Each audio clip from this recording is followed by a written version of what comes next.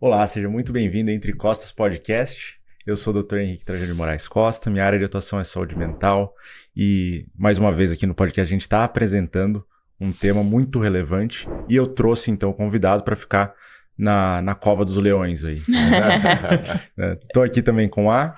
Eu sou Marina Costa, sou psicóloga, a minha área de atuação é a área clínica e atuo com uma abordagem que vai ser talvez um tema hoje para a gente conversar um pouquinho, que é a terapia cognitivo-comportamental.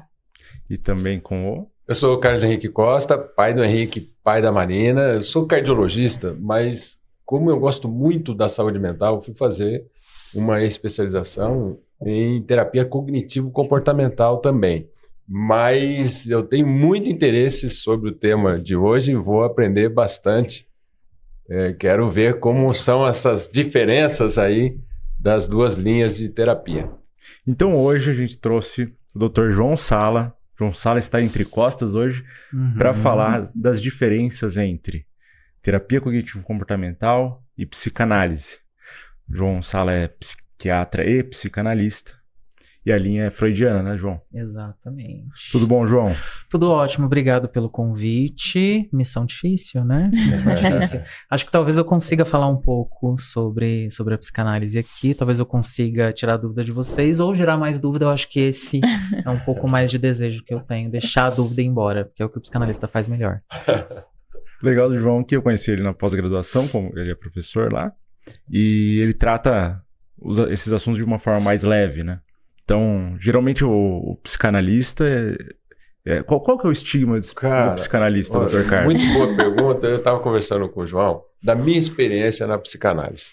Eu era recém-formado, João, recém-formado, e um colega que estava fazendo psicoterapia falou, olha, vai nesse médico que ele é muito bom.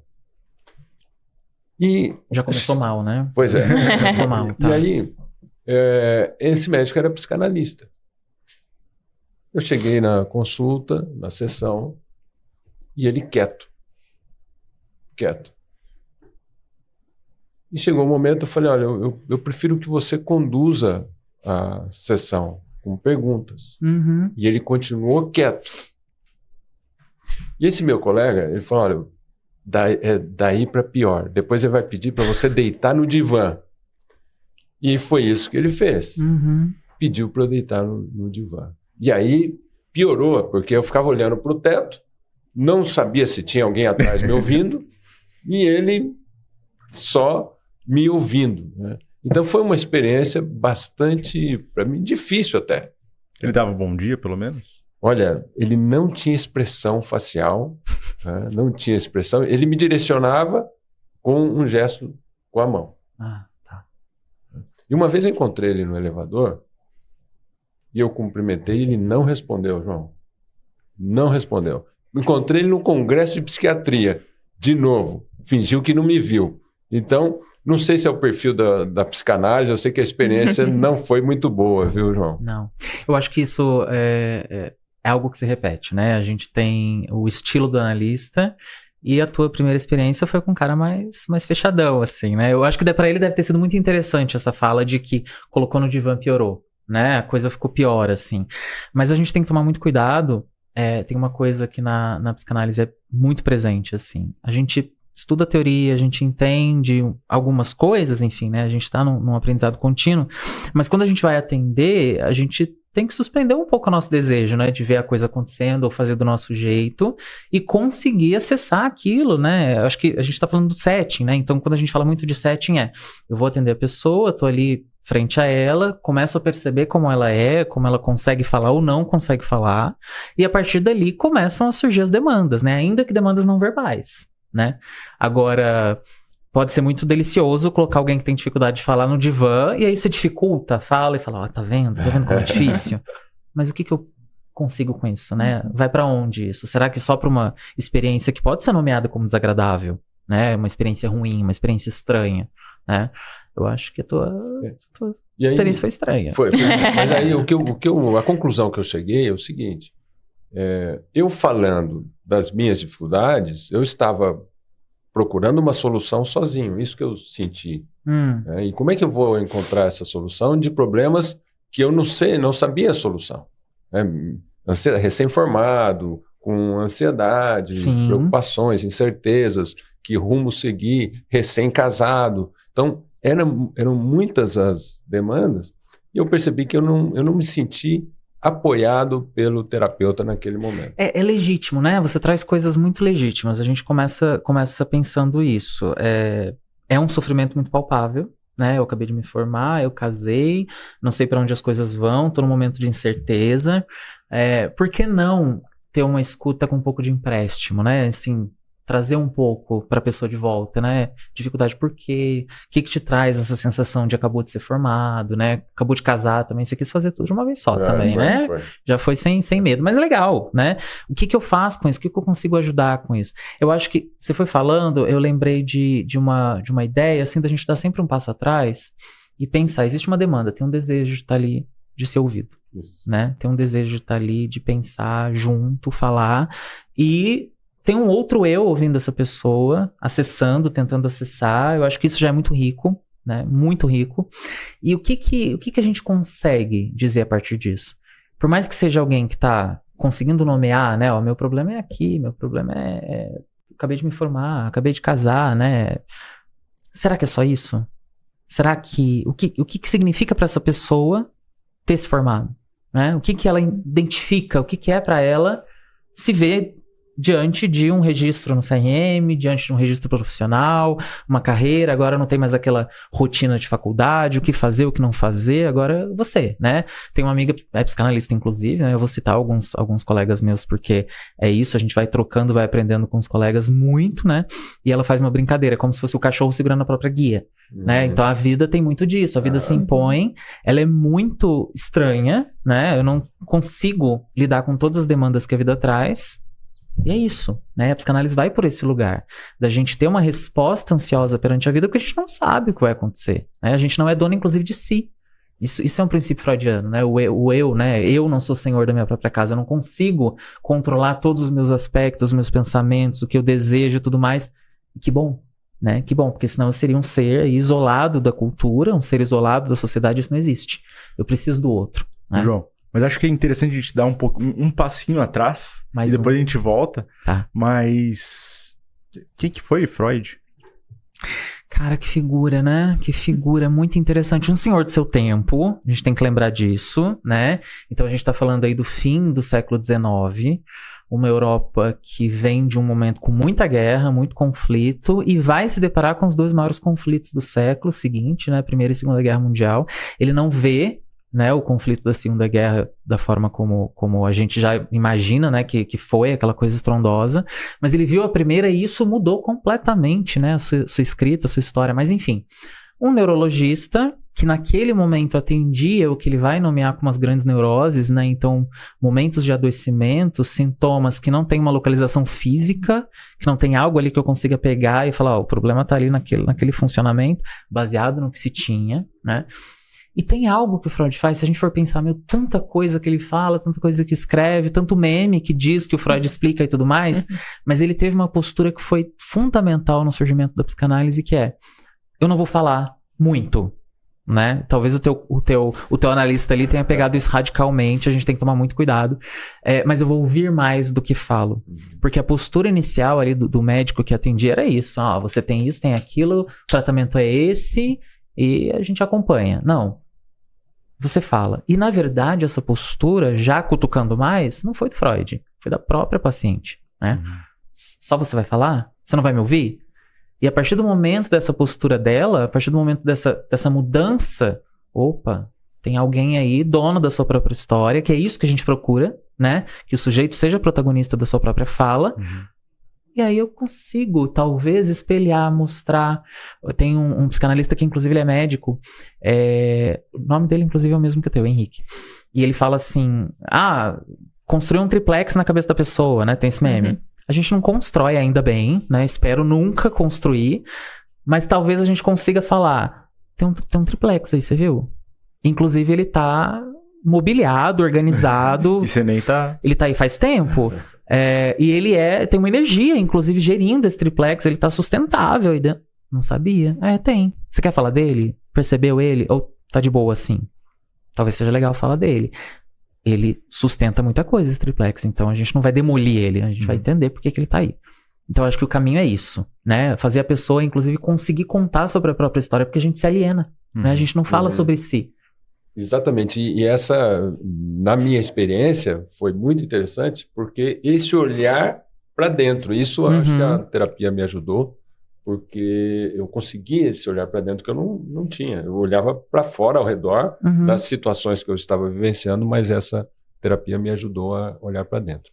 E no final, inclusive, da terapia, quando eu interrompi, falei, olha, vamos parar a sessão, ele falou, não, mas você está indo tão bem, por que você vai parar agora? Olha só. Então, é interessante, né? E é uma coisa que acho que é muito contracultural hoje em dia, né? Parar pra refletir de alguma forma, né? Hoje em dia a gente não para nunca, só vai vivendo. Vivendo no piloto automático, isso eu acho que é o nosso grande desafio. E os nossos momentos de ócio agora são preenchidos, né? Agora tem o celular, tem um monte de coisa para preencher esse ócio. A gente não para pra pensar mais, né? Ou a gente cria como uma tarefa, né? Eu vou passar tempo de qualidade com você. Parece um robô, né? Assim, uma forma de nomear, claro, assim, não tem problema. A gente traz isso como demanda na vida, né? Talvez eu tenha que nomear coisas que eu não sei o que significa, ou não consigo olhar pra isso. Mas é interessante como vira quase que um checklist no dia a dia. Mais um, né? Então eu gosto de tal pessoa, preciso passar um tempo de qualidade com ela. Calma, né? Quem é você para além desse tempo, né? Então é subversivo, sim, parar e ouvir o próprio desejo, por mais que esse desejo, inclusive, e a psicanálise vai nesse lugar, eu acho que aqui a gente começa a cutucar, que não precisa ser terapêutica. Eu gosto disso. Você fez cara de dúvida. Não, de dúvida, eu talvez até de espanto, porque na linha da psicologia cognitiva, o que a gente quer é um resultado. Que delícia. O resultado esse é o objetivo terapêutico. Tudo bem. Então, mas talvez o que você queira dizer é a importância do autoconhecimento. Seria isso? Também. Talvez seja importante também saber que a gente não se conhece tanto.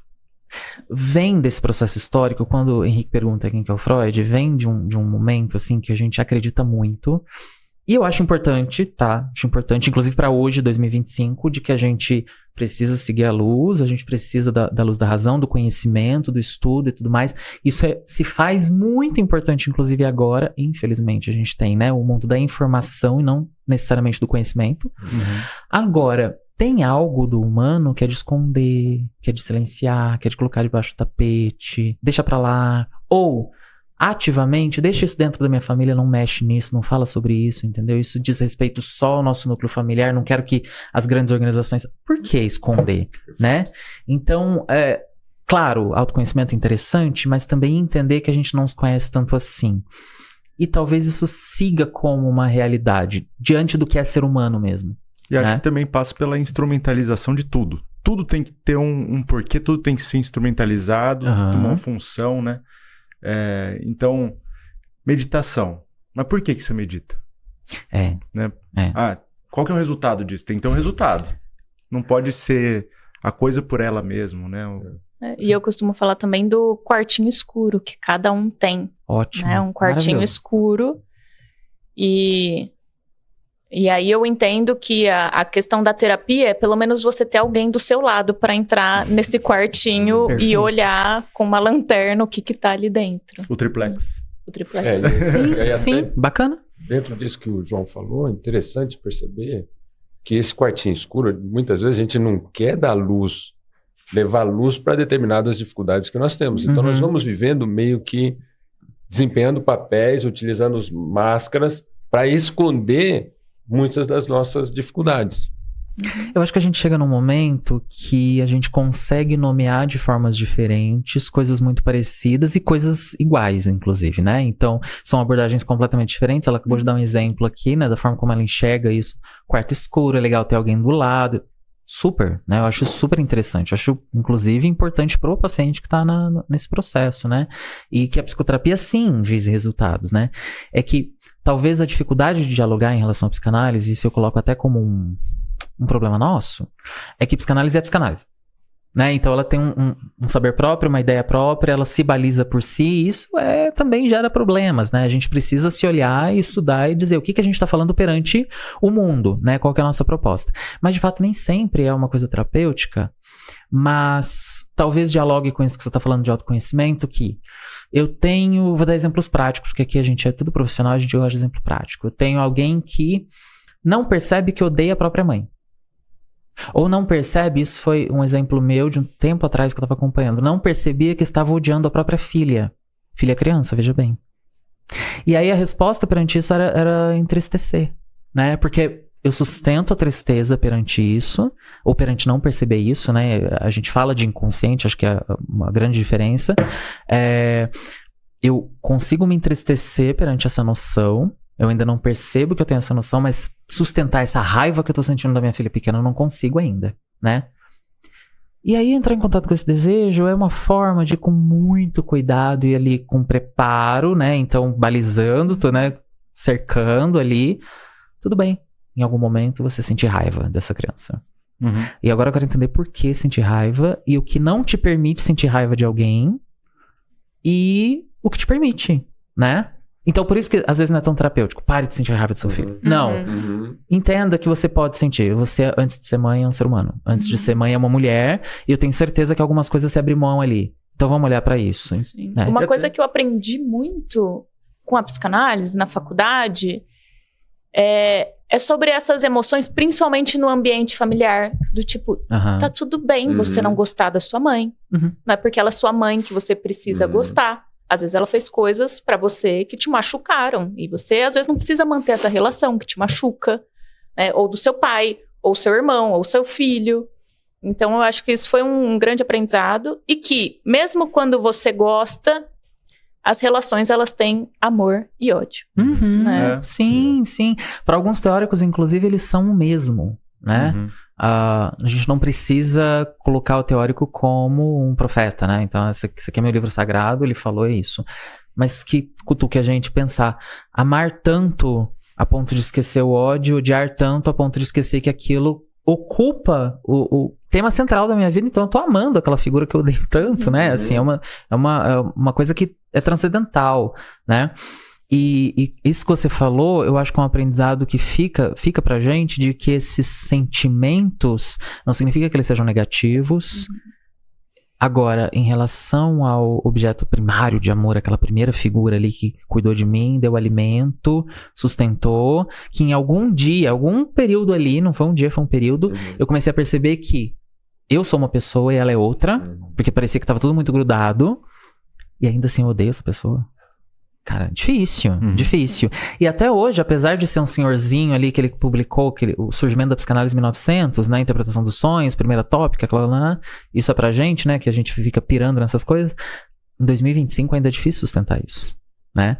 A gente ainda tá numa sociedade que a gente acha que avançou muito, né? A gente avançou pra caramba, a gente tem inteligência artificial, ChatGPT, redes sociais, né? Cara, assim, a gente tem muito feminicídio, a gente ainda tem preconceito, a gente ainda tem, né, a mulher ganhando menos que o homem, a gente tem um monte de coisa que se nutre dessa raiz, e aí essas problemáticas continuam, né? Eu falo pra caramba, mas só um exemplo, a gente tava falando antes de filme de terror aqui, né, nos bastidores, brincando um pouco de filme de terror. Tem um artigo muito legal de uma sociedade psicanalítica, eu não sei se é da Irlanda, é que um dia eu tava, acho que sem ter o que fazer, e eu fiquei pesquisando o que a galera publicava. E eles falam por que em grandes filmes, ou na maior parte dos filmes, ou em determinado período, todos os filmes, a figura possuída é a mulher. E não é o homem. A figura da louca, a figura que, né, transtornada e tudo mais. O que diz desse desejo feminino? Que ela é a figura de possessão, ela é a que rompe, né? Essa é a figura insatisfeita. E aí tem todos os estudos, né, do que se chama histeria, que é um termo que, né, a gente ainda existe. Que termo feio, né? Mas ele significa outras coisas hoje. Mas a mulher é uma figura importante para a psicanálise, né? E ainda bem que a gente tem psicanalistas maravilhosas no contemporâneo que estão aí.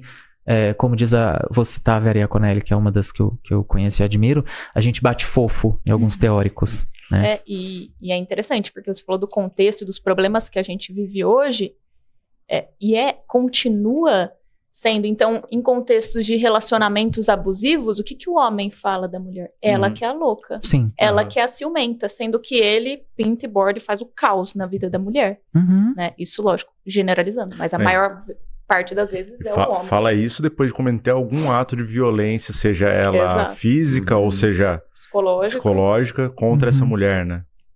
Tem a coisa da clínica da insatisfação, né? É uma clínica muito feminina ainda. E que bom, eu falo que bom para as mulheres, que os homens deveriam pensar um pouco sobre essa insatisfação, inclusive sobre a própria vida. A gente vem, né, numa construção cultural de que o homem tem lugares sociais, né? Ele tem o poder ali, desde que, né? Algumas pessoas brincam e dizem, né? O homem também não tem tanta escolha assim, mas as escolhas são muito boas. Então ele sustenta aquela posição de poder. A mulher tem posições que são designadas, inclusive, por esse olhar masculino. Já não tá militando. É realidade, né? É como a coisa é estruturada, né? A gente tenta quebrar isso, a gente cai no mesmo lugar. Muito difícil. E a mulher traz algo na clínica de insatisfação. Tá, tudo bem, eu tenho esse desejo de ser mãe, mas não é desse jeito que estão me falando. Eu tenho desejo de trabalhar, mas a organização do trabalho exclui minha possibilidade, por exemplo, de ser mãe. Então por que eu tenho que fazer essa escolha, sendo que em nenhum momento pro homem é colocada essa coisa de escolher um, perder outro? E aí ela traz essa clínica da insatisfação, né? A figura das histéricas freudianas lá atrás que ele atendia são essas figuras insatisfeitas com uma construção social que, gente, e o meu desejo, o meu prazer, inclusive prazer sexual, né? Então, a gente ainda tem essa conformação.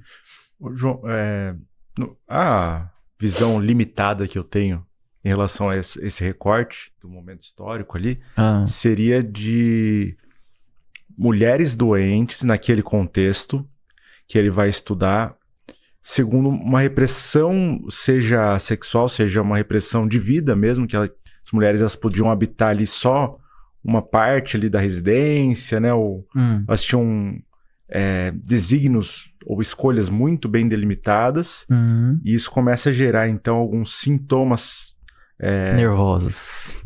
Alguns sintomas que se manifestam fisicamente. Sim.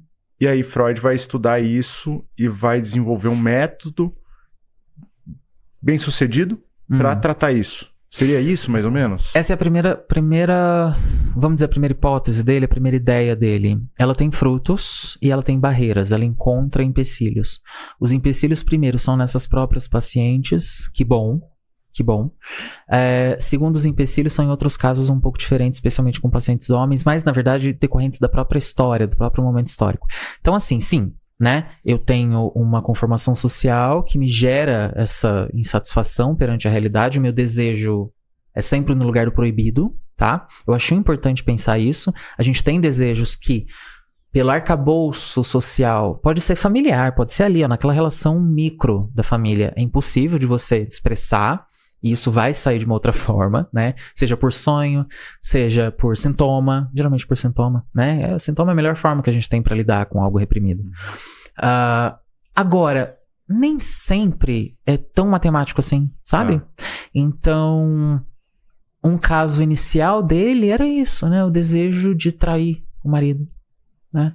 O desejo de... E aí começa a grande polêmica da psicanálise. O desejo de procurar na parceria aquilo que na minha figura paterna me sinalizava como prazer, desprazer, né? Primeiro objeto de amor, os primeiros objetos de amor, né?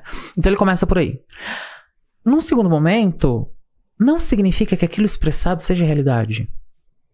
E tudo bem, né? A gente experimenta a vida através da fantasia também. A gente fantasia um pouco o outro, a relação com o outro. Quando o Freud escreve, por exemplo, sobre a transferência de amor, né? Então existem pacientes que se apaixonam pelos seus terapeutas, né? Que têm desejo sexual em relação aos seus terapeutas. Ele deixa muito claro, ele fala, gente, não é sobre você, né? Não é porque, eu achei ela muito linda, estou apaixonado por ela, achei ele um cara acolhedor. Aí que começa. É a figura que você ocupa, é o espaço que você está perante o outro de cuidado, de olhar, de acolhimento, ou até mesmo de restrição, de não, isso aí, impossível. que talvez ninguém nunca fez por aquela pessoa. Exato. Ela é mais psicanalista do que a gente imaginava. Tá? É assim que começa. Eu falei pra você que não era a cova dos leões de verdade. Exato. Ele descendo as escadas lá da Santa Casa, ele brincou. Ele falou, não, fica tranquilo, assim, não vai chegar lá e ser destruído. Uma palavra assim. Eu falei, uma pena, mas que bom, né? Chamar pra briga é bom. Mas ele vem com essa ideia. Só um spoiler, assim, pra finalizar essa tua dúvida. O método, sim, vai sendo construído, um método de escuta, de livre associação, aí a gente vai falando, né, que a pessoa fala à vontade, a ideia é reprimir cada vez menos, que a coisa saia, né, isso é uma coisa inicial. Só que tem um momento em que ele percebe que esse sintoma ele é positivo, ele se nutre. Né? Então, por exemplo, quando ele atende os soldados que voltam da Primeira Guerra e eles têm o que a gente hoje em dia chama de transtorno de estresse pós-traumático. Não, essa é a nomenclatura médica de hoje, né? O João não existia. Exato, o João tá sendo anacrônico, claro, né? Sustento, pode bater. Mas, se esse sintoma vem pra resolver ou pra organizar, como é que a pessoa continua sofrendo de uma memória e parece que a coisa se sustenta? Sim, tem algo de estranho. Então a teoria vai sendo revisada pelo próprio Freud. É isso que é legal, assim. Ele escrevia muito bem, né? Dentro das suas limitações e até dentro da sua velhice, né? Que ele vai envelhecendo. Mas a teoria é revista. Então, sim, a ideia é construir um método que escute e que permita entender por que esse sintoma existe. E aí esse próprio método dele, a gente pode falar que é o pai ou a mãe de todos os outros. Né? Então, depois dele, vem outras correntes ainda em paralelo a ele, que não rompem, outras correntes que rompem, e mais recentemente, então, na década de 80, uma corrente de um psicanalista que diz romper completamente. Foi mais ou menos isso, Marina? E explica agora a TCC, a história da TCC. Então, até agora a gente está falando de Freud, né? Sim. O pai aí da psicanálise, de todas as linhas aí.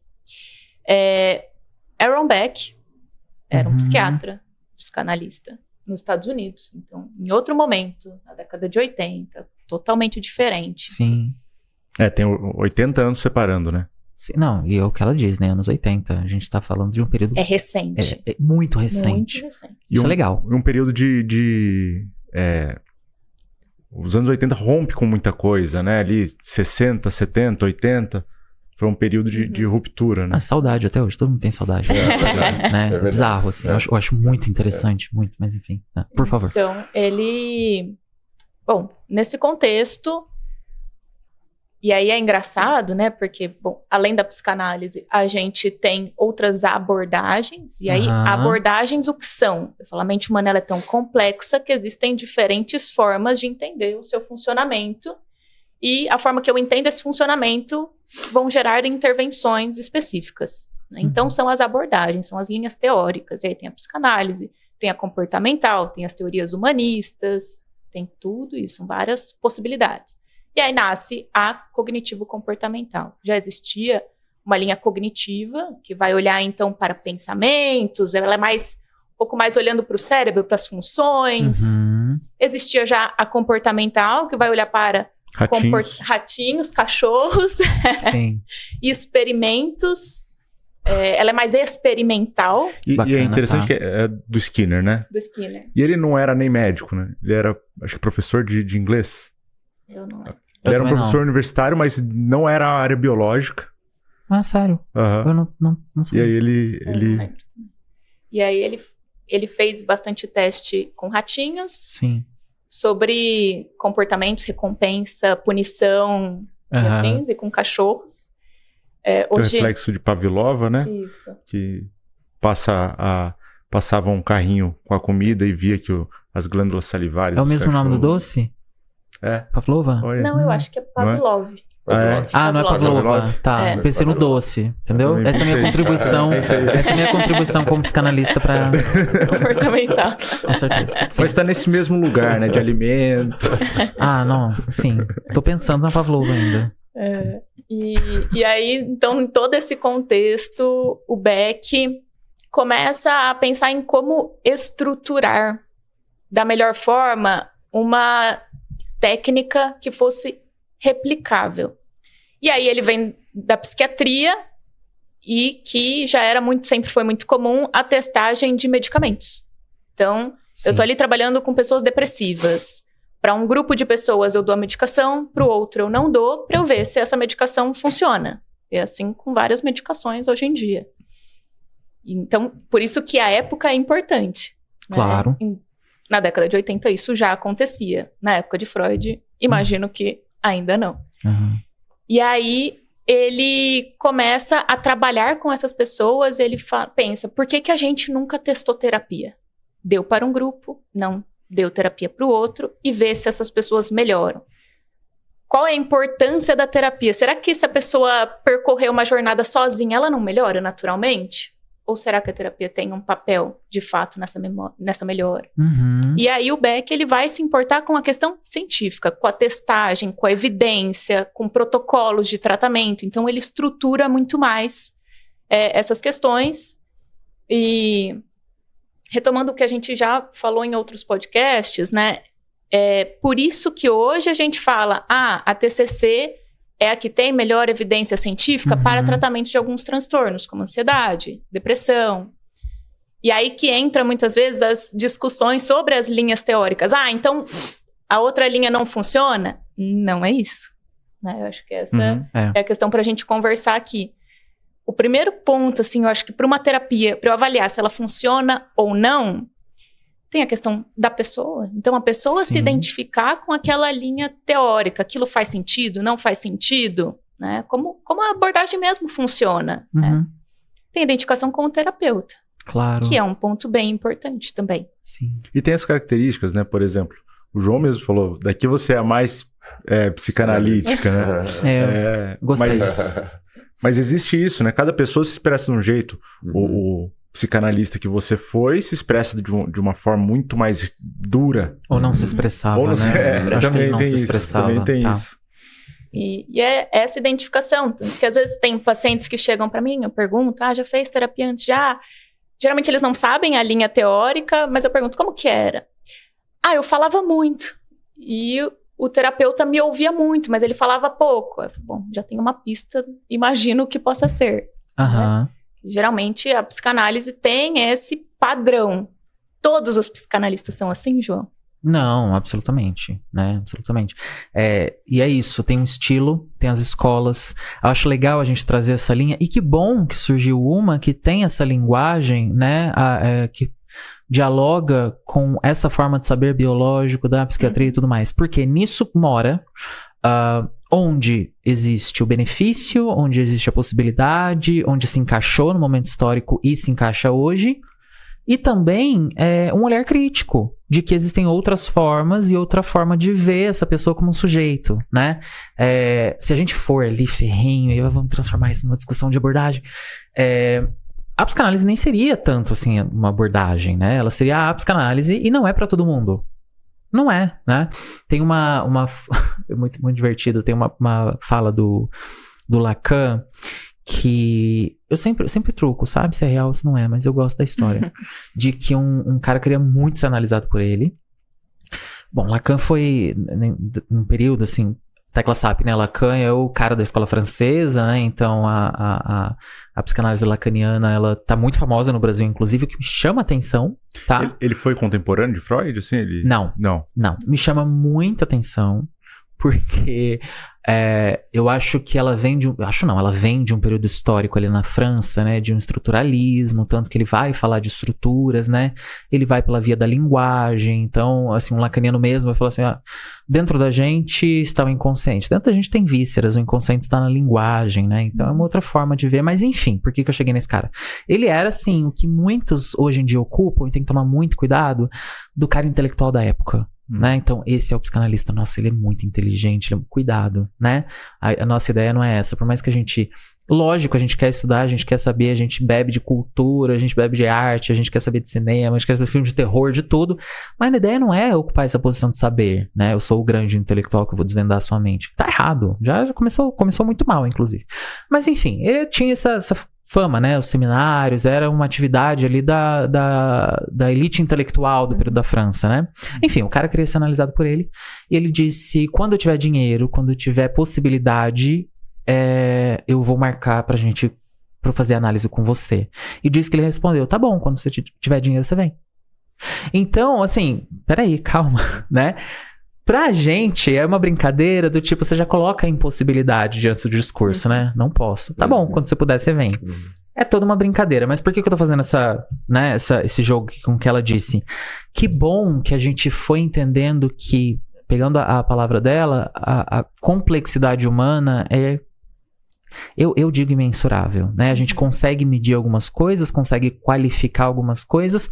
Sim, né? Eu tenho uma galera que se debruça sobre isso e que bom, né? Inclusive na psiquiatria a gente trabalha com isso o tempo todo. Agora, se tem um grupo que tá o tempo todo falando do sujeito, que ele é atravessado pelo tecido social, que ele produz cultura, que ele é atravessado por essa cultura e que isso pode gerar sintomas e que ele se manifesta de diversas formas e que muitas vezes esse sintoma vai ficar a vida inteira e a ideia é ele fazer as pazes com isso, essa galera cutuca em outro lugar e que bom que ela existe. E aí que me chamou a atenção. Eu consigo olhar pra além, ou eu consigo não olhar pra além, porque parece que também tô falando que eu olho pra frente e outros não olham. Não, mas é algo paralelo, né? Eu consigo uma ferramenta que me faz, tá bom, deixa de lado aí, que todo mundo tem TDAH, eu tenho TDAH, tô aqui, né? Eu olhei no TikTok, eu vi que eu tenho todos os critérios, então eu tenho TDAH. Tá bom, peraí, calma. O que pra você é isso, né? Eu sou hiperativo, não consigo me concentrar. Tem um texto do Luciano Mantuela que ele fala, sim, você tem TDAH. E é uma provocação, porque a gente sabe que a doença existe, o adoecimento existe, né, a gente mede ele, inclusive. Agora, será que a gente tá num momento social que a ideia é ninguém conseguir focar em nada? Né? Que a geração Z, as novas gerações, elas só concentram em vídeos de 15 segundos, 10 segundos, e mais que isso é insuportável. E qual que é a repercussão disso na cultura? Aí eu gosto. Perfeito. Aí me pega. E aí você já mencionou uma expressão que é muito comum na psicanálise, que é o inconsciente. E eu queria que você falasse um pouquinho mais pra gente. Porque assim, Freud, ou a psicanálise encara um pouquinho... Tem uma forma própria de encarar a estrutura da mente. Né? Sim. Explica um pouquinho pra gente o que é como que funcionam essas estruturas. Sabe que isso eu acho tão bonito porque a gente começa a voltar às traduções, o psicanalista é tão mala que até olha a tradução, né? O Freud escrevia em alemão, eu tava falando pra ela antes, né? Aí a gente traduz pra inglês, traduz pra português, tem toda uma coisa. Mas quando a gente fala de mente, do psi, né? A gente vai trazendo ali uma ideia daquilo que seria da alma, né? Aquilo que também é constitutivo da pessoa. E quem ela é... Eu dou um exemplo. Eu entro na sua casa, né? Eu não te conheço, mas eu entro na sua casa, tá vazia de gente, né? Sua casa tá lá. Aí eu entro e aí eu começo a olhar as coisas e algumas coisas me fazem pensar quem é que mora ali, né? Será que é uma senhora idosa e tudo mais? Pode ser que você tenha um gosto de uma senhora idosa, mas vai me chamar atenção, né? Mas eu não vou... Se minha mãe entrar em vários apartamentos e ela entrar no meu, mesmo que ela não saiba que eu moro ali, ela vai olhar e falar assim, meu filho mora aqui, né? Então tem coisas que são constitutivas daquela pessoa que é a forma dela se expressar no mundo, né? Agora, a gente traz a ideia de inconsciente na psicanálise, um funcionamento próprio, né? Então, quando o Freud fala, existe um psiquismo, existe algo que escapa à luz da consciência, quando ele escreve a interpretação dos sonhos, é isso, né? A gente sonha, a gente traz conteúdo inconsciente, então tem uma barreira ali. A coisa evolui para uma outra forma de ver, né? Existem sim coisas inconscientes, mas não é só um grande emaranhado ou um lugar onde eu escondo coisas. Não é bem isso. Nem inacessível, né? Nem inacessível. Vamos dar um exemplo prático, assim. Eu acho esse exemplo muito bonito. A criança, ela foi amamentada, né? Pelo objeto primário de amor. Aquela figura ali que alimenta, que dá carinho, que dá calor, que dá afeto, que limpa, né? Que tá ali dedicando a vida para aquilo que, inclusive, já é uma questão, né? Tem a memória, isso gera uma memória, né? De que aquilo foi muito prazeroso. Eu me nutri, tem o calor do leite materno, tem o cheiro, tem o sabor, tem a recordação contato, de eu estar no contato, né? Por que a gente brinca e fala que esse bebê ele é iludido, né? Porque na segunda vez a mãe lavou o cabelo, mudou o shampoo, Ela passou um perfume, tava com pressa, comeu pimenta. Alguma coisa aconteceu, o leite tava diferente, foi rápido. Não é igual a primeira vez, né? Isso vai gerando marcas, traços de memória, né? E esses traços de memória não estão o tempo todo na luz da consciência. Então, um exemplo bem simples, assim. Toda vez que a gente acessa algo que é uma fonte de prazer ou desprazer, ou algo que pareça aquilo, que aí é legal, né? Que pareça aquilo, eu começo a conectar coisas. Então isso aqui, olha, por que eu me sinto tão confortável nesse lugar? Por que esse lugar aqui me deu um estranhamento? Por que eu não fui com a cara dessa pessoa? Acho muito legal isso, né? O santo não bateu, né? E aí você começa a perceber que a gente, e isso tá inclusive em outras abordagens, ela é psicóloga, vai falar disso muito melhor, mas a gente se engana o tempo todo comprando todo pela parte, né? Então, resgatando... Só que é isso inconsciente, muitas vezes. Eu não sei o que tá acontecendo. E aí, resgatar aquilo, né? E às vezes o sintoma vai surgir no momento X, né? Eu tô dirigindo, tem uma crise ansiosa. A Juju... Lembra da Juju? Que fazia... Tinha vídeo e tudo mais, né? Uma figura. Ela fala, às vezes eu tô lá tomando um sorvete, na hora que eu pego o sorvete, vem uma crise, uma memória. Por que na hora de tomar o sorvete? É que não é o sorvete. Né? É uma recordação, às vezes algo ali que lembrou alguma coisa, uma figura que estava ali, um olhar. Então são esses traços. Respondendo sua pergunta, porque eu acho que o problema do psicanalista é isso, a gente adora devagar. O inconsciente, a grande diferença, tá? Não significa que não tenha inconsciente em outras abordagens, é que o que irrita um pouco, eu entendo também, é punk, é que pra gente ele tem um funcionamento próprio. Tem um sistema de conservação de energia, essas memórias não estão ali à toa, tem algo forçando a memória para dentro, fica aí, não lembra disso, mas trazendo o afeto à tona, né? O inconsciente, ele tá tentando proteger sempre? Cara, proteção é uma palavra interessante. Proteção é uma palavra interessante. Eu acho que a gente pode começar por aí. Obrigado. Eu acho que a gente pode começar com proteção. É que tem uma coisa que eu costumo brincar com alguns pacientes, especificamente de algumas formas, né, alguns contextos. Nem tudo daquilo que você se defende é de fato um ataque. Né? E aí a pessoa me ataca quando eu falo isso, óbvio. E eu fico feliz porque aí fica claro, né? Não tô te atacando também, gata. Talvez sim, tá? A nossa ideia de trauma, por exemplo, é muito diferente, né? Então, eu brinco com o paciente às vezes que pra gente tudo bem você falar que uma coisa que parece muito boa e positiva foi um trauma. Mas a pessoa não quer dizer que aquilo é traumático. Mas tudo bem, é uma carga energética muito grande, né? Se você ganhar agora na Mega Sena, eu ganhei na Mega da Virada, né? É traumático. Aí toda vez que eu falo isso pros alunos, eles brincam. É o trauma que eu quero viver. Gente, cuidado. Eu conheço gente que pira, né? Com coisas muito boas que acontecem. A gente perde a cabeça. Exato. Em Limeira teve um que perdeu a cabeça. Mas assim, você tá falando fisicamente? Fisicamente. Eu imaginei. Eu gostei da ideia. Mas sim. Tem uma história, deixa eu contar essa história bem curta, muito legal essa. É uma senhora que ela ganhou na loteria e ela ficou de fato rica. Ficou. Né? Então não precisa mais se preocupar. E aí ela comprou um apartamentaço. Eu não sei se foi Jardins, assim, foi. Não, foi perto do Ibirapuera. Lembrei, porque tem essa coisa do Ibirapuera. Cara, é uma fala tão fofa, tão sintomática. E aí, como é que a senhora tá? Um apartamento grande e tudo mais. Eu tô bem, assim, mas nossa, tô cansada, né? Mas por quê? Menina, nossa, é tanto vidro pra limpar. E aí você pensa, né, senhora? A senhora não precisa limpar os vidros mais, né? Mas olha como a construção social, né, dela ainda diz, você limpa o vidro da sua casa. No nosso tecido social, uma pessoa milionária não limpa mais os vidros da própria casa, né? Vai ter outra pessoa limpando. E por quê? Isso é obrigatório, né? Olha que legal, assim, quanto material que a gente tem, né? Isso tá no inconsciente dela? Não. Boa pergunta. Talvez a demanda, sim. Porque ela já tá agindo em cima daquilo, sem perceber. Mas, ela colocou pra fora, ela falou. Então já é um momento de falar por quê, né? E aí a coisa surge. Eu acho que um exemplo muito claro de funcionamento inconsciente pra gente, e ok, assim, acho que é legal a gente ter outros pontos de vista. Mas é quando a pessoa, né, tá falando, a gente evita muito falar paciente, eu também acho. É que a gente tem vício, né? A gente é médico, a gente tem vício de paciente. Quando a pessoa tá contando algo assim, super... Esquece. Ou a melhor forma de comunicação que existe, que é o ato falho. Gente, ato falho é muito bom. Eu não sei qual... É assim, é divertido pra todo mundo, vamos lá, né? Explica o que é o ato falho pro... Até eu que sou da TCC, olha, ato falho. Não tem como, né? Ato falho é muito divertido. O ato falho é uma forma de comunicação, né? Que pra gente, e se a gente for falar de teoria, não existe essa coisa dicotômica de certo, errado, bonito, feio, prazer, desprazer. Cara, isso é muito uma construção, né? Isso gera impactos, gera sensações no corpo, tá? Então, por exemplo, a gente opera no sadomasoquismo.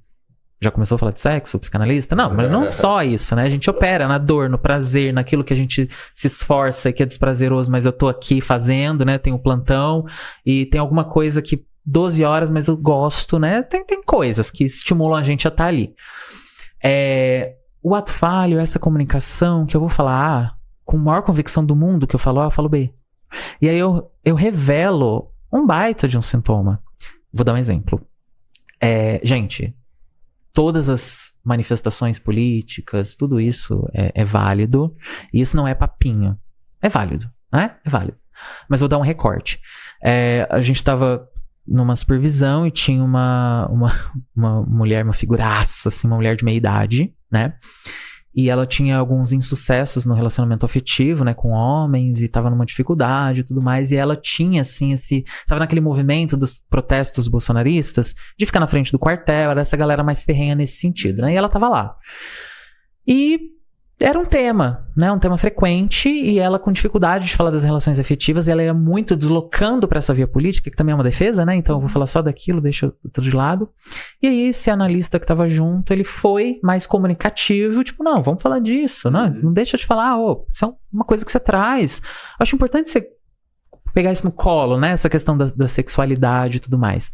Só que o termo sexualidade, hoje em dia, as pessoas já pulam de medo, né? Ainda, aliás, já não, ainda. E ela disse, não tô falando que eu não seja homossexual. Ela quis dizer heterossexual, né? Então ela já revelou que ela tem um desejo homossexual ali, né? E aí que tá a graça da psicanálise.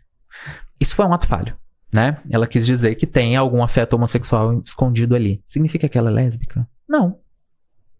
Não, né? Tô falando, ela é muito psicanalista. Ela já tô adorando, assim. Ela foi mordida pelo bicho faz tempo, então... Não significa, gente. Muito pelo contrário. A gente precisa de lugares e espaços pra gente ter esse afeto homossexual, né? A nossa construção ainda é muito estranha em questão de afeto, em questão de local de afeto. Eu fico feliz, eu tenho colegas que são do futebol e tudo mais, e eu falo, cara... Que bom que você tem o futebol, que você pode pular com seus amigos, suado, xingar, abraçar, né? Porque eu acho que em outros contextos você não abraça seus amigos homens, né? Então que bom que você tem esse, né? Olha lá, o que você quer falar? O jiu-jitsu, o Henrique fazendo jiu-jitsu. Falando que o jiu-jitsu é o meu lugar disso daí. É assim. Eu acho muito. Sim. Sim. Acabou comigo. O exemplo dela acabou comigo. Boas sessões aí, né? Muito bom.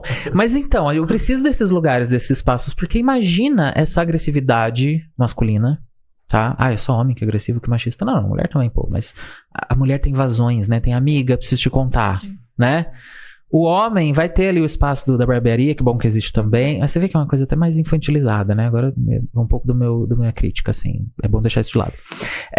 Mas tem esses lugares em que esse afeto pode surgir. Talvez para essa mulher nunca pode surgir a coisa de eu tenho afeto com outras mulheres, né?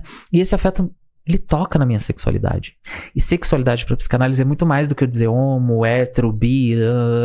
Ok, a gente precisa no tecido social de nomenclaturas, ainda assim, mas é aquilo que bate nesse corpo e tem repercussões, né? E excita esse corpo. A raiva excita, né? O ódio excita, o amor excita, a inveja excita muito, né? Então, eu adorei a última pergunta que vocês fazem, estudo sobre sexo, né? Não, mas você já entrando, agora, né? Então é tudo sobre isso, porque assim, tem a piadinha do Freud explica, né? Questão do falo, dos comportamentos sexuais. Nossa, eu amo. Essa hora aí o Freud dá uma cagada, né? Assim, ele dá uma cagada, ele limpa, tá? Mas a gente tem que tomar muito cuidado, porque o que acontece? O Freud, quando ele faz a explicação sobre sexualidade infantil, como assim? Criança não tem sexualidade? Tem, tem desejo, prazer. Agora, objeto sexual como a gente tem, que a gente vai, marca um date com segundas, terceiras, quintas intenções, né? Que a gente é assim. Aí é uma outra questão, né? Mas a criança tem sua sexualidade. Agora, quando ele vai falar da sexualidade feminina, né? Ele ainda tem esse viés desse olhar masculino e tudo mais, mas ele avança um tanto, depois ele reconsidera e a gente... Hoje em dia as mulheres psicanalistas falam disso muito melhor e que bom que elas falam sobre isso. Mas enfim, é tudo sobre sexo. Cara, quando eu li a primeira vez, veio uma brincadeira assim, não precisa ser sobre, pode ser embaixo, né? e mordendo a isca, por que não? Né? Agora, o que é sexo? Quando a gente fala a palavra sexo, o campo semântico é sexualidade, é gênero, é o sexo genital, é a relação sexual, né? Tudo isso é de investigação psicanalítica, né? Por quê? Quando eu me relaciono sexualmente com alguém, eu tô buscando o quê? Por que aquilo me excitou? Por que o olhar daquela pessoa me excitou? Por que o toque me excitou? Por que eu busco especificamente essa figura e não outra? Né? O que significa pra mim um dia eu dizer, cara, eu tenho tesão quando alguém passa a mão no meu braço. Eu tenho tesão na figura de alguém batendo em outro. Sabe? Tudo isso é de investigação psicanalítica. Tem um saber radical que já diz disso, que a montagem da cena sexual é uma satisfação infantil, né? A gente já começa por aí. Que horror, né? É uma satisfação muito infantil, assim, a brincadeira, o play, né? Aquela coisa de um manda, outro obedece, o ciúme, a entrega, né? Eu me entregar pro outro, entregar intimidade pro outro. Isso é muito punk, né? Agora, que é tudo sobre sexo, tudo passa pela sexualidade. Assim como tudo, por exemplo, é sobre dinheiro, é sobre gênero, né? É sobre a pessoa que está na sua frente. Por isso que eu faço a crítica ao colega que te atendeu, porque tem um eu ali sentado, né? Eu não tô como endereço de conversa no processo transferencial, que a gente fala quando duas pessoas conversam, já existe uma transferência ali, tá? Vou fazer uma tecla SAP para você. A questão de transferência é, quando eu falo com você, eu não falo diretamente contigo, na verdade. Eu falo com a figura que eu imagino que você seja e que você vai receber essa conversa. Né? E vice-versa, também. E aí que entra acho que foi Lacan que fala, né, que a gente faz sexo com o espelho, na verdade. Ele fala que a relação sexual não existe, né? Não existe. Sabia que ele não foi o primeiro que falou isso, né? É? A primeira pessoa que falou isso, na verdade, foi uma mulher. Explique, então. A Lu Salomé, um abraço, Raissa, minha amiga, que fez um mestrado sobre isso. Ela pode dar uma aula sobre isso e eu vou agora passar mico, inclusive. Mas a questão é, quando eu me relaciono com outro, eu me relaciono com a imagem, né, que eu tenho do outro e com aquilo que ele diz que se excita em mim. Que é o que você estava falando agora, de que tem um eu aqui, que na verdade eu tô conversando com você, mas eu tô conversando com a figura que eu tenho a representação em mim, que é você. Você sabe, né, e isso é a origem das neuroses, você sabe que você não me conhece. E eu sei que eu não te conheço, eu sei que eu não vejo o mundo todo, né? Eu tiro fotos e vídeos do mundo com essa máquina aqui, né? E legal que tem alguém da TCC, que é essa coisa de dizer, eu consigo medir, consigo avaliar, e consegue mesmo. Agora, do ponto de vista existencial, dinâmico, eu tiro fotos, gravo, tô vendo, mas eu não enxergo o mundo todo. Então isso gera uma ansiedade em mim existencial, já de cara. Eu não tenho resposta perante a existência humana, né? Então, conversando contigo, suponho, e isso é legal, porque no processo analítico, o analisando vai supor um monte de coisa, a gente fala, mas por que você está supondo isso, né? Então, às vezes, que o analista é escroto, que o analista é gente fina, que o analista é amoroso, que o analista é querido, que o analista se acha, que o analista... Mas por que eu não falei nada, né? Mas você endereça a sua informação assim. Tenho certeza que vocês já conversaram, né? Não estamos falando de processo, não vamos falar de profissional. Como pessoa, né? Como CPF, vocês já conversaram com uma pessoa que de cara supôs que você não sabia nada do que ela tá falando, né? E te explica com uma coisa meio arrogante, ou já te trata como se você fosse inferior. Por quê? Né? Diz do olhar dela sobre o outro. Assim como eu sempre, ai, coitado, que dó, que pena, né? Nossa, que situação. Por quê? Né? Calma lá. Essa pessoa é dona da sua própria história, ela também se movimenta. Também é um olhar complicado, né? Viajei, eu te respondi alguma coisa? Não, eu quero saber você estava falando que Lacan não foi o primeiro a falar do espelho. Ah, não foi. Sim, ele traz tudo isso de uma forma que ele coloca ali quase que matemática, alguns vão dizer matematicamente, né? O cara tinha questões, né? Acho que o Lacan tinha questões, enfim. Difícil.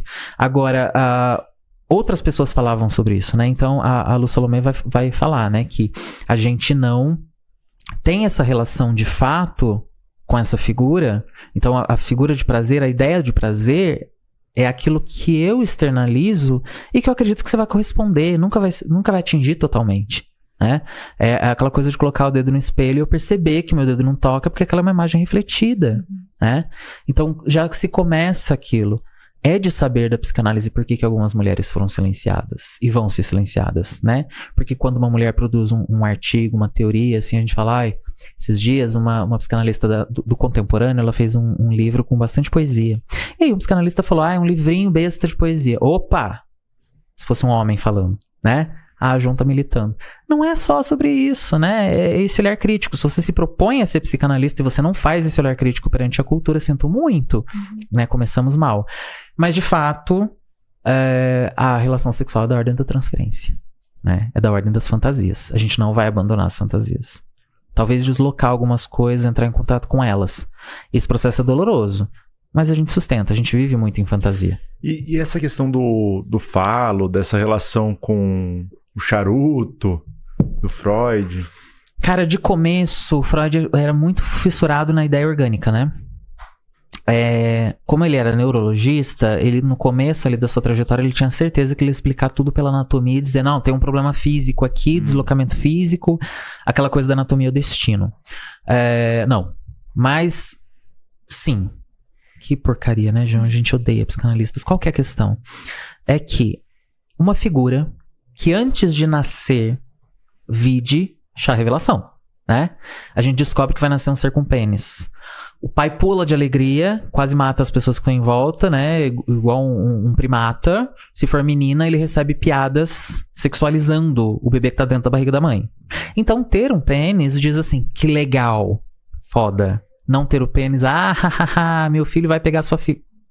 Gente, o que é isso, né? Então tem algo que talvez seja físico que dê poder pra essa pessoa perante a cultura. E dar poder também é dar sintoma. Porque se eu digo que você tem poder, você nasceu com poder, qual que é seu medo?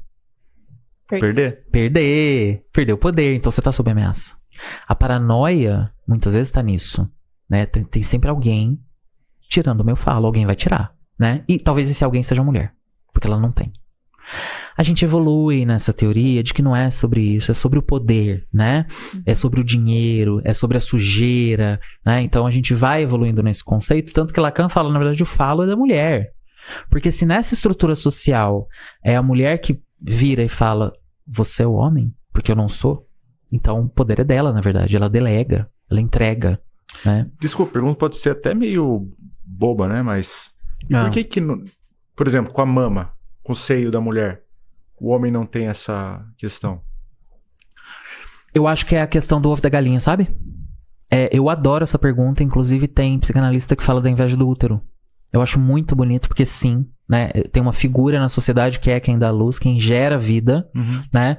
E a própria, o atravessamento da ciência na cultura fala que em breve ou logo essa mulher talvez gere sozinha, né? Ou assim, de uma forma que não seja necessário a figura... Então cutuca. Pra mim é o arcabouço social. Pra mim é a cultura que colocava esse homem em uma posição de poder. O Freud vai teorizar de algumas formas. Esses são os textos mais criticados do Freud, principalmente pelos antropólogos. E que bom, tem que criticar mesmo, acho que senão não se criaria. De que tem uma ideia lá primordial de posse dessa figura que gera os meus filhos. Tá. Então eu, nos primeiros arranjos humanos, eu vou criando, né, a figura primordial, as primeiras culturas, né? Eu vou criando sociedades, culturas, né? Eu vou criando... Eu estou esquecendo a palavra, mas enfim. Que faz questão de pegar essa mulher, essa figura não homem, que gera como uma posse. E ai de quem tocar nela. Se tocar nela, morre. Porque ela é minha, né? Então você tem o poder.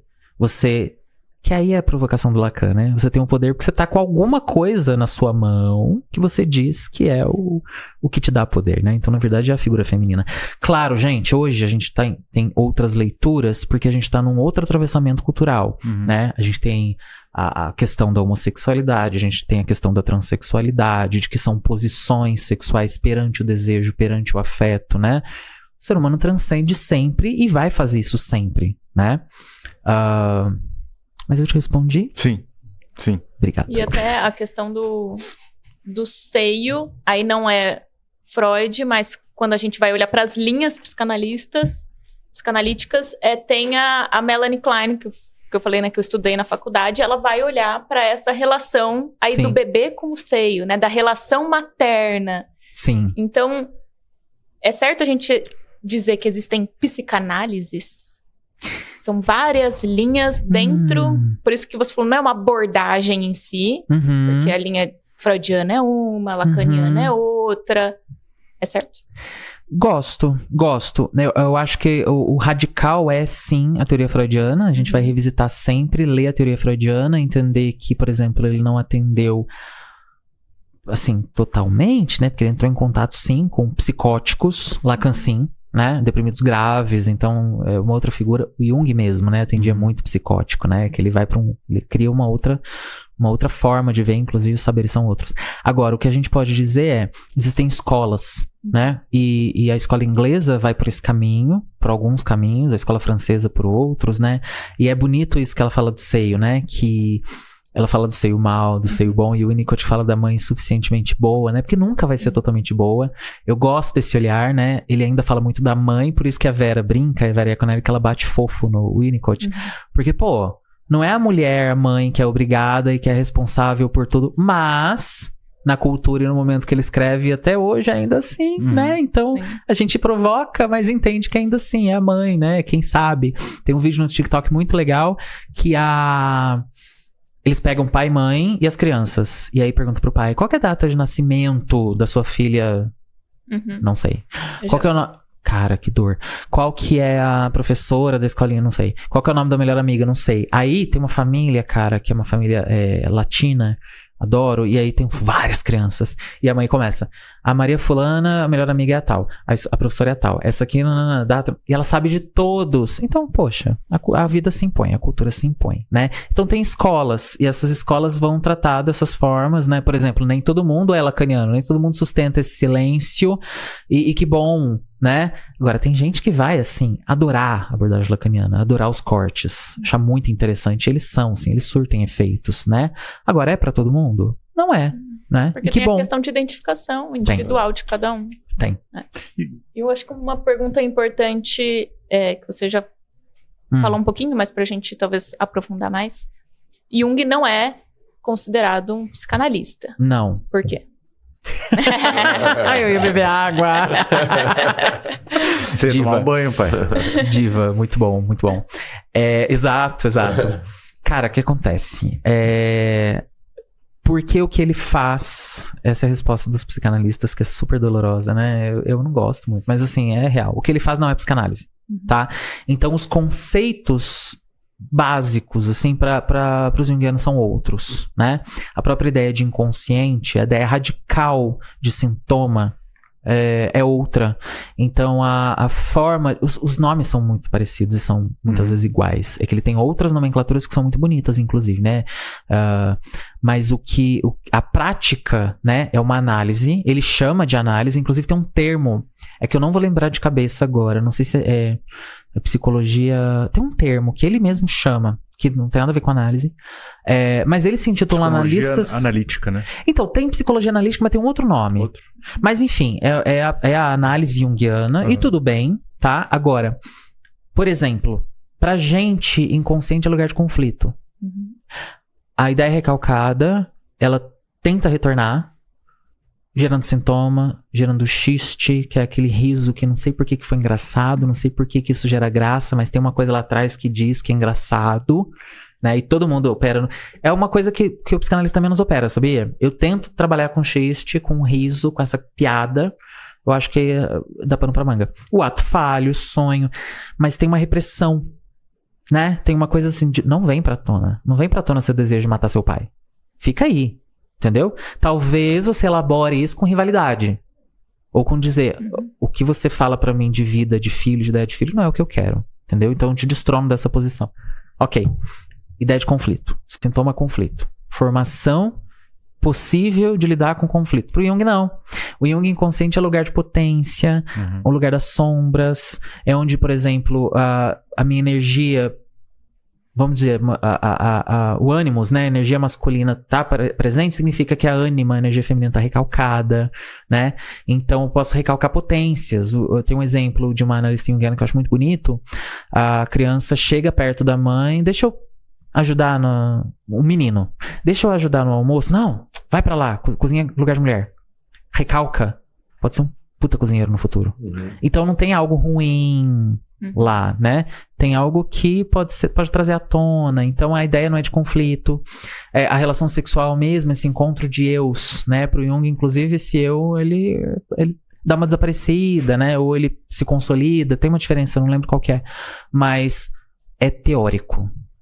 É teórico. São teorias diferentes. Teorias diferentes. E pro psicanalista é muito... Eles adoram, né? Nós adoramos a gente se pegar na nossa teoria e falar: minha escolinha diz que não, então não é. Mas eu gosto muito dos junguianos. Eu acho que, por exemplo, para adolescente, fantástico. E a ideia de você trazer mito, de você trazer fé, símbolos. Nossa, eu acho muito bonita. Mas entendo assim... Eu li O Homem e Seus Símbolos. É o que eu entendo de Jung. É muito maior do que isso. Tá aí em algum lugar.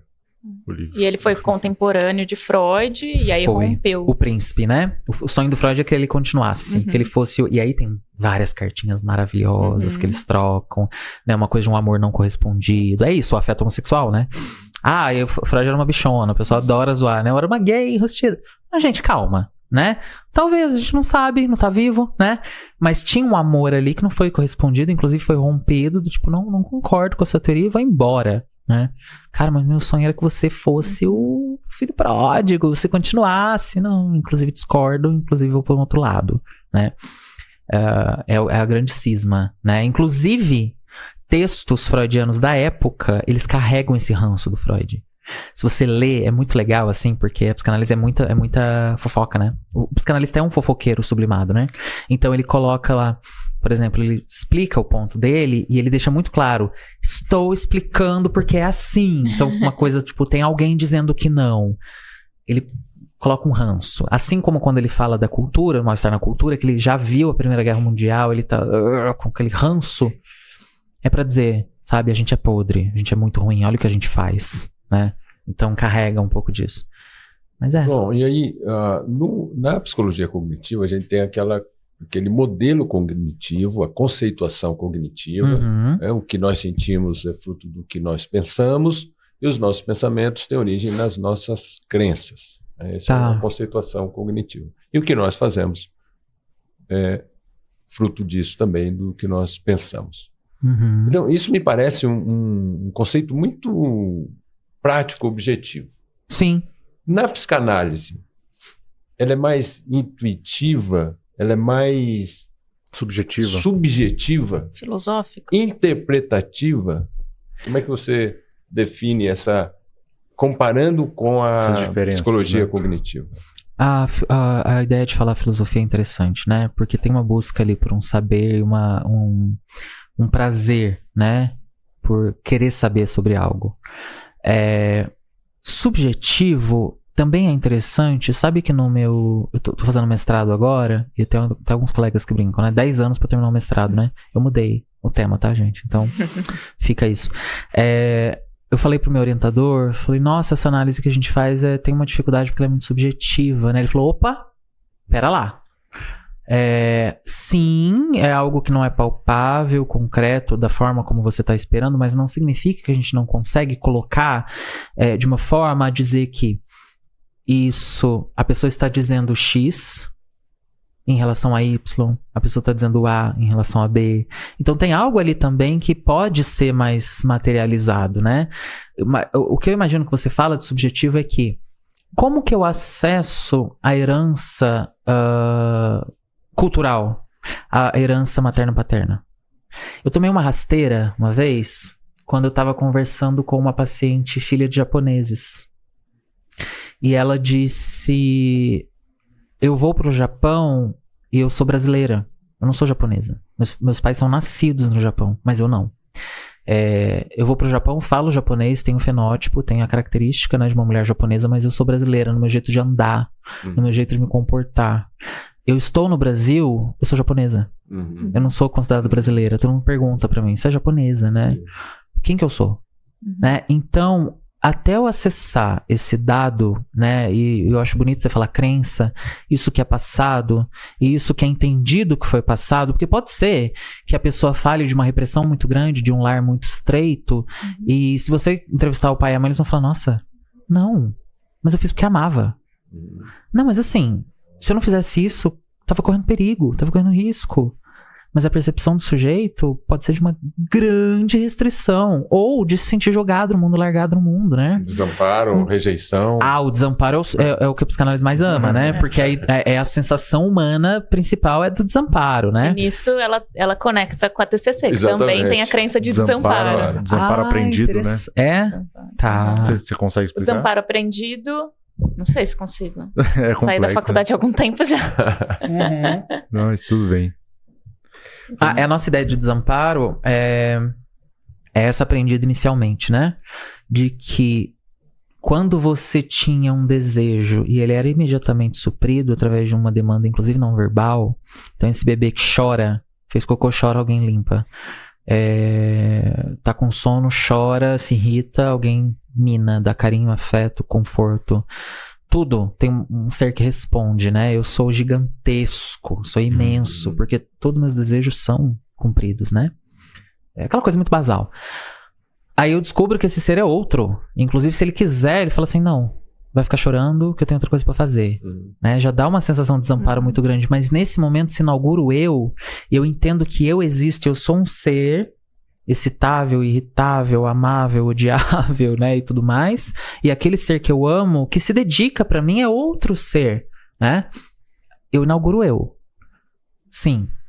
E eu perco essa sensação de ser grande, gigantesco e onipotente. Eu inauguro o desamparo também. Eu inauguro uma coisa que o Freud, que é muito linda, que ele fala no mal-estar da cultura, né? Mal-estar na cultura, ou na civilização, dependendo da tradução. Apesar dele deixar claro que é cultura, em alemão. Que eu busco ainda. Eu tenho saudade dessa sensação, desse sentimento oceânico que ele fala, de eu ser gigantesco. Lu Salomé também fala desse sentimento, que pra ela é ligado inclusive à própria natureza, de ser um no mundo. Eu busco isso incessantemente. Alguns vão falar, retorno pro útero, pipipi, papapá. Não necessariamente, né? Eu busco nas relações humanas, eu busco na fé, eu busco nas massas. Então eu entro no exército, eu entro no partido político, eu entro na torcida de futebol. É nisso de assim, eu penso, você faz. A gente vai, um dá o soco, outro dá o chute, né? Abraça, mas a gente sabe que não supre. E a gente vai tentando. João, e isso se relaciona de alguma forma com pressão de vida, pressão de morte? Se a gente for pensar o que é pulsão de vida, pulsão de morte, eles são as mesmas. Pulsão. É pulsão. Só que o direcionamento é diferente. Quando Freud fala que a gente tem uma necessidade de descarga da tensão psíquica, né? E essa descarga pode ser por sintoma, pode ser, enfim, por sonho, pode ser... Essa descarga não necessariamente ela é direcionada da mesma forma, né? Ela pode ser direcionada para angústia, ela pode ser direcionada para prazer. Aquilo que direciona a gente só para o prazer seria a morte, seria a pulsão de morte, seria uma conservação, seria você não sair do lugar. E aquilo que te direciona para angústia é vida, é criatividade, é potência, né? Então a gente brinca na psicanálise que a gente dá uma angustiada no sujeito, né? Então vou angustiar um pouquinho, A ideia de uma análise mesmo é deixar a pessoa um pouco desconfortável. Então, isso que ele fez contigo, ele te deixou desconfortável, mas muito desconfortável. Sim. E a partir do seu desconforto, ele provocou mais.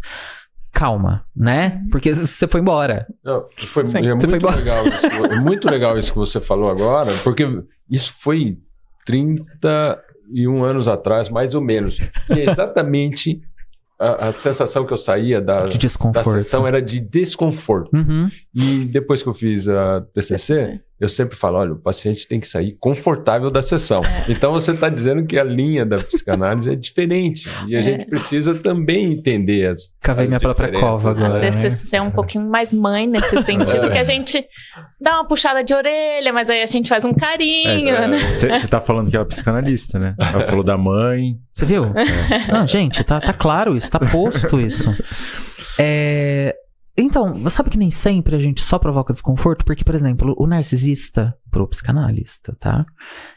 O narcisista é um medroso. Só existe eu, não existe o outro. Se o outro existe junto comigo, ele é uma ameaça. Então eu sou medroso, né? O paciente narcísico, ele precisa de seio, ele precisa de colo. Então a gente tá ali junto, porque ele deprime, né? O narcisismo, o filho do narcisismo é a depressão. A filha, né? A depressão. Se não for psicose, né? Pra psicanálise, tá? Psiquiatras, peço perdão desde já. Então a gente dá um colo. A gente dá uma nutrida, né? Mas sabe aquela coisa assim, você já consegue andar um pouquinho com as próprias pernas? Vai que eu tô olhando. Fez cagada, né? Eu vi. Então tem esse olhar. Eu lembro de uma paciente super deprimida que ela quis confidencializar...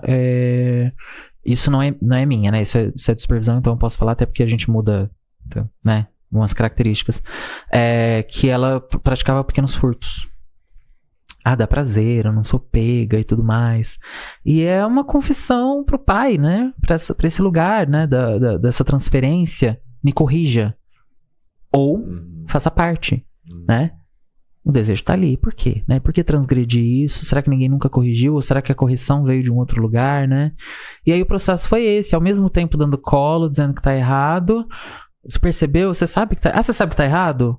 Então você vai fazer o que com isso? Você vai ser presa na próxima? Você não foi presa por quê? Né? Qual a figura, o lugar que você ocupa? Você é branca? Você é rica? Acho que não vai ser presa, né? Então tenha noção. Então é aquela coisa, a gente bota um pouco no colo. Nem todo, né? Nem todo. E é interessante, você falou do narcisista. Eu participei recentemente de um congresso de psiquiatria ocupacional, e aí o tema foi como lidar com o narcisista dentro da empresa. E a conclusão que eu cheguei foi que não tem jeito de lidar. Destrua a empresa. Não tem jeito de... Então, será que a psicanálise resolve isso pra gente? Não, eu brinquei de destruir a empresa porque, gente, a gente cria ambientes, né, pras pessoas. Se a gente tá falando do narcisista que a psiquiatria fala muito, que é essa figura mais perversa, que essa figura assim, só o meu prazer. Dane-se você, vou passar por cima. Cara, dependendo da empresa, é tudo que a empresa quer, né? Então ela tá nutrindo isso. Então a brincadeira é destruir a empresa. Nesse sentido. Compete, destrói seu colega, né? Zoa. Agora, é uma empresa que as pessoas se respeitam, entendem os limites e tudo mais, e aí o narcisista chega e tenta causar. Esse narcisista da psiquiatria, né? Mas pra psicanálise, essa figura tá sob ameaça o tempo todo. Porque eu chego... Cara, um animal acuado, né? Ele vai morder todo mundo, porque teve alguma coisa que disse pra ele que o mundo é muito ameaçador. De fato é, né? De fato é. Mas alguém disse... Se defenda de tudo e ataque, porque as pessoas são uma ameaça. Poxa, que fraqueza, né? Que tristeza, assim. Tudo bem a gente ter fraqueza. Agora, assuma a sua fraqueza. Assuma que você precisa do outro.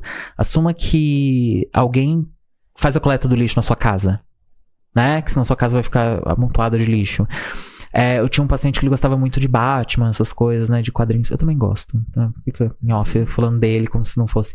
E aí tem um filme acho que o primeiro filme do Coringa, eles sobrevoam a cidade e a cidade tá no caos, né? E você vê que tem lixo acumulado na cidade inteira, né? E ele refletiu sobre isso. Ele falou, nossa, tem um sistema que limpa. Tem alguém que faz isso. Não sou eu dependo disso. Falei, pois é, a gente depende de muita coisa. Muito do outro, né? A gente aprende com o objeto de amor primário. Muito fácil falar que a gente dependeu da mãe, do pai, do amor, da nossa vida, do nosso filho. Agora, depender de alguém que você não conhece, que você nunca vai ver, talvez, né? Reconhecer que você é falho, inseguro. Tem uma amargura na psicanálise, eu gosto. E ele tem um insight de que ele é narcisista? Um narcisista? Esse narcisista do mal aí, da psiquiatria? Cara, talvez não, né? É engraçado que uma pergunta, estatisticamente, foi feito estudo, né? E aí uma das perguntas que maior tem preditividade, né, acurácia e sensibilidade, era se depois de falar os critérios do DSM, você perguntar, você acha que você é? E a maioria fala que sim. se identifica. Com aquelas coisas horrorosas? É. Então, você sabe que quando a gente faz psiquiatria, tem uma brincadeira, né? De colocar os clusters, né? De personalidade, com as descrições, e as pessoas começam a se encaixar. A gente pergunta, gente, por que vocês estão se encaixando em disfunções de personalidade, quadros crônicos graves, incuráveis? Porque é isso, né? É psicoterapia, muita Crônico. psicoterapia. Exato, né? Você se adaptou de uma forma que é muito disfuncional, que agride a você ou outro. E as pessoas ficam, eu sou assim, eu sou assim. Gente, pelo amor de Deus, né? Mas, de fato, todo mundo é narcisista, né? Todo mundo tem um ex-narcisista. Porque eu sou incrível, mas o meu ex é narcisista. Meu ex era egoísta. Mas eu sou maravilhoso, eu sou altruísta, entendeu? Eu sou da ONU. E aí, calma, né? Vamos olhar pra própria sujeira, vamos olhar pro próprio problema. O insight, de fato, pode não existir porque tem algo dizendo pra mim que aquele funcionamento é muito bom. Então por que eu vou olhar como um problema? Inclusive, no atendimento psicanalítico, quando uma galera mais perversa, de fato, chega, a gente fica um pouco preocupado, porque alguma coisa ele diz pra ela que não tá funcionando mais. E aí ela tá ali pra melhorar. Ai, que horrível a palavra melhorar, né?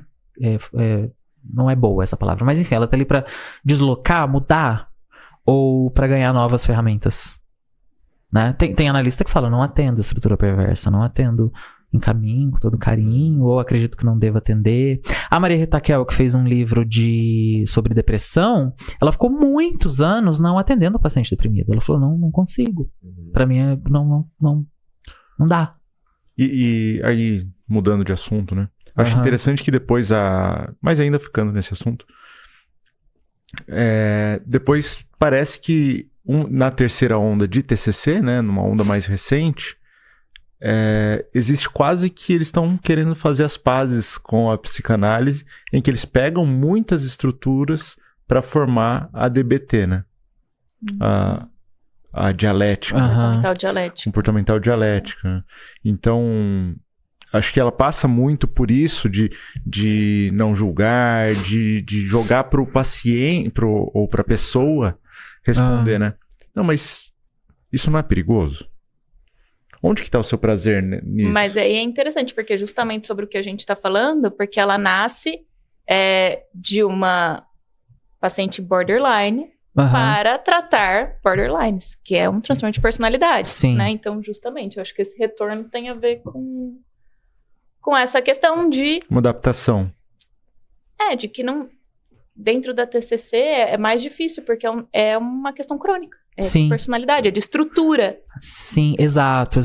É muito bonito, né? Eu acho que é uma demanda atual. A gente tá na clínica das questões de personalidade, né? Talvez seja uma resposta perante o mundo atual, né? Assim como antes a resposta era essa neurose, tanto histérica quanto uma neurose obsessiva, né? Do poder, da perda do poder, da insatisfação. Agora é quem eu sou perante as infinitas possibilidades de quem eu deva ser, possa ser, né? Eu posso ser tudo, mas o mercado de trabalho manda que eu seja X. E eu não me adequo, e eu quero dizer que eu não me adequo. O afeto chega de uma forma que eu não consigo separar afeto de abuso. Então o eu ali, ele tá muito frágil, né? Então a gente vê um eu frágil. A questão border na clínica psicanalítica é de uma história muito bonita, né? A gente vai tentando dizer, tem o neurótico, tem o psicótico, tem o perverso, né? O neurótico vai ter esse olhar ansioso perante a vida, né? Vai ter o recalque, né? Que a gente tá falando até agora. O psicótico vai foracluir, por exemplo, né? De acordo com Lacan. Então, eu não odeio minha mãe, eu não quero matar minha mãe. É uma voz de alguém lá fora diz que vai matar minha mãe ou que eu devo matar minha mãe, né? Eu não consigo calar essa voz. Então é um conteúdo jogado pra fora, né? É muito bonito, né? A forma de... Tem o perverso que ele sabe da questão e diz não, né? Nego isso. Agora, tem uma figura que foi surgindo que ela é não neurótica. Ela não tá estruturada de uma forma neurótica, não tá estruturada psicótica, não tá estruturada, mas ela tem funcionamentos que permeiam sem borda, né? Então é muito difícil, eu vou tentando, fazendo apostas neuróticas de sustentar, né? Não, é isso, vai se angustiar, tô aqui contigo, não só eu, né? A angústia do quadro border é tão grande que o sofrimento físico é melhor, né? O machucado físico é melhor, a alimentação, a recusa da alimentação, o excesso alimentar é melhor, então estar cheio, estar estufado, estar extremamente vazio, né? É conseguir dar um contorno físico para algo que é do eu, assim. Então, é uma demanda atual. Não sei, não conheço desse movimento da TCC, coisa da DBT, né? Mas assim, essa terceira onda e tudo mais. Mas me falaram que tem algo semelhante na TCC sobre até a questão transferencial, né? Que bom, né? E que bom e que a gente também faça esse olhar, né, para os outros colegas. Eu acho que no final das contas é muito mais sobre isso, né? De você ter armas terapêuticas, você poder conversar entre elas, você ter um diálogo. Não, eu faço assim. Ah, não, eu faço assim. Pô, é interessante a sua forma, né, de fazer. Não, quem dá sabe sempre para utilizar. aprender. Eu converso eu tenho uma amiga psicanalista também, e a gente sempre conversa, assim, porque às vezes como terapeuta, a gente tem insights diferentes, de visões diferentes, claro. Que, às vezes é meu ponto cego, e ela consegue entender, e aí a gente consegue, juntas, acabar evoluindo melhor os pacientes. Muito bonito isso. É complementar, por mais que seja diferente, pode ser complementar também. É muito bonito isso, né? Por mais que pra gente o sintoma tenha essa cara de aquilo que organizou o sujeito perante uma dificuldade, perante uma demanda, inclusive inconsciente, vai ter psicanalista maluco que vai falar pra não medicar, né? Não medica porque o sintoma tem que estar aí, calma, né? Assim como, não pode medicar, então ele também não pode usar carro, né? A gente tá num outro momento da humanidade. Agora, essa conversa em pares, eu acho muito bonita. Muito bonita mesmo. Pros alunos, por exemplo, né, eu costumo dizer, você pode não gostar, inclusive desgostar ativamente, ou enfim, não considerar como algo válido, saiba dialogar com quem tem o conhecimento psicanalítico, porque vai aparecer em todo ambiente de trabalho, vai ter ali, né, alguém que vai falar dessa forma, que vai entender dessa forma, e ajuda pra caramba, né, foi assim que a TCC, né, ela tem muito o foco no aqui e no agora, é lógico que a gente não nega a história, porque a pessoa, ela é feita das experiências, né, e as crenças geralmente vêm do momento da infância, da adolescência principalmente. E essas crenças, aí a gente tem um tipo de inconsciente, que é diferente do da psicanálise, mas existe o inconsciente também. E aí nessas trocas com essa minha amiga, ela sempre traz um ponto ali, que eu falei, eu acabei não investigando tão a fundo isso, porque eu acabo não focando tanto, às vezes, nessa relação. Mas é interessante. E aí, até o que a gente estava falando antes, né, desse inconsciente na TCC, é que geralmente as crenças centrais que geram os pensamentos que vêm à consciência, elas são as crenças, então, de desamor, desvalor e desamparo. Aí, geralmente, você fala bem sobre isso. Não, e como é bom a gente compartilhar os conhecimentos, é isso que você falou. Claro. Quer dizer, o ser humano, ele é tão complexo, as dificuldades são tão grandes, e várias vezes você falou da questão cultural, da questão social, e a questão social começa dentro de casa, e que muitas vezes a gente precisa olhar para essa história, e a gente não pode ficar só na superficialidade, a gente vai precisar buscar, talvez, ferramentas da psicanálise para entender melhor. Então, como é bom a gente estar numa mesa em que a gente possa expressar, não tem ninguém dono da verdade. Nós vivemos hoje numa sociedade em que muitas vezes essa posição, né? É o cabo de guerra. É o cabo de guerra, eu sei, você não sabe, eu estou certo, você está errado. Então, a gente precisa dialogar e aprender mesmo uns com os outros. Sim. E aí, então a gente vai encerrando de mãos dadas, andando pela colina, bem bonita, em direção ao sol. A gente é mais das trevas, né? O psicanalista é bem das trevas, é bem do matar a mãe, matar o pai, né? Tem um pouco disso. É o que eu gosto, assim, eu gosto dessa coisa mais amarga. Uma brincadeira, eu faço isso com os pacientes, mas eu acho que a gente percebe que existem escutas possíveis pro sofrimento do outro, né? Nem tudo, inclusive, é nomeado como sofrimento ou percebido como sofrimento. Eu acho que é importante que a pessoa tenha um espaço em que ela consiga contar e dizer sobre a própria história. As pessoas não fazem isso, né? Elas vão no automático.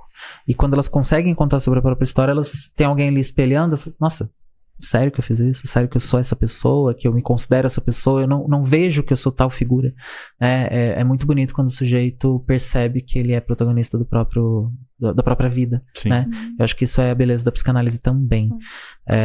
Bacana, gostei de conversar com vocês. E é isso, e por mais que a TCC também, ela é diferente nesse aspecto de ser um ambiente mais colaborativo, né, em que a construção, ela é feita juntas, parte do mesmo princípio da pessoa ser protagonista da própria história. Perfeito. Eu tô ali para auxiliar ela na história que é dela, na vida que é dela. Né?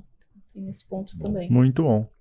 Então vamos caminhando aí pro final. Eu sou o Dr. Henrique Trajano de Moraes Costa, sou médico, minha área de atuação é saúde mental. Se você quiser marcar uma consulta, se você precisar de ajuda, é só entrar no link que está na descrição. Atendo em Campo Limpo Paulista, na Clínica Semos, em Jundiaí, na Morato. E teleconsulta Brasil todo aí. Tô aqui com a... Sou a Marina, você pode me encontrar no Instagram como Marina Costa Psi. Atendo na Semos, na Murata e online também. Sou Carlos Henrique Costa, Dr. Carlos Henrique Costa no Instagram, Facebook e YouTube. E eu vou sair desse encontro hoje com uma visão diferente da psicanálise. Acho que eu fiz as pazes com a psicanálise. Ai, que bom. Que bom. Até a próxima briga. Que essa é a graça. Tem que ter conflito. Bem, João, como que as pessoas podem te encontrar? E as suas considerações finais, fique à vontade. Ok. João Sala, meu Instagram é jsala, @jsala. Eu sou psiquiatra, psicanalista, professor da Santa Casa. Trabalho no SUS há muitos anos, então muita gente vai me ver no serviço público, né, nas reuniões em São Paulo, trabalho em São Paulo. Agradeço pelo convite, eu acho que foi muito importante, talvez, tentar desmistificar algumas coisas sobre uma escuta que é tão específica e que tá em voga, né, nas redes sociais, todo mundo falando de psicanálise, e nem toda a informação, ela corresponde à realidade, né? Então aqui a gente tá com um debate de um nível muito bom, agradeço muito e espero ter contaminado vocês com a peste da psicanálise. Obrigado, gente. Bem, então hoje, João Sala esteve entre costas. Muito bom. Obrigado. Obrigado.